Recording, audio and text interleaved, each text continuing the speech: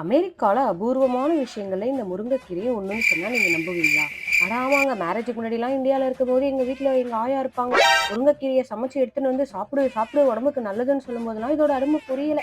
இங்க வந்ததுக்கப்புறம் 4 கொத்து கீரைய $5 குடுத்து நாங்க வாங்கி, உடம்புக்கு நல்லதாச்சே சாப்பிட்டே ஆகணுமேன்னு சாப்பிட்டுட்டு இருக்கோம். வயசு ஆக ஆக தாங்க ஒரு சில விஷயங்களோட உண்மைகள், அருமைகள் எல்லாமே புரிய ஆரம்பிக்குது.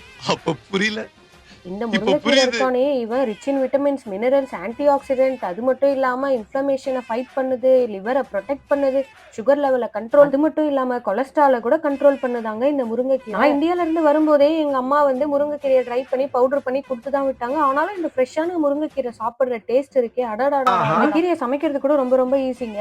துவரம்பருப்பு, வெங்காயம், தக்காளி, பூண்டு, பச்சை மொளகா, கூடவே ஒரு ஸ்பூன் நல்லெண்ணெய், கொஞ்சமா உப்பு சேர்த்து நல்லா பருப்ப வேக வச்சுட்டு, அந்த சூட்லயே கீரைய போட்டு 5 மினிட்ஸ் ஃபைனலா மத்தோ இல்ல பிளெண்டரோ வச்சு 2 டிர் பண்ணிட்டு, ஃபைனலா கொஞ்சம் பெருங்காயம் சேர்த்து தாளிச்சு கொட்டுனா சூப்பரா ரெடி ஆயிரும்.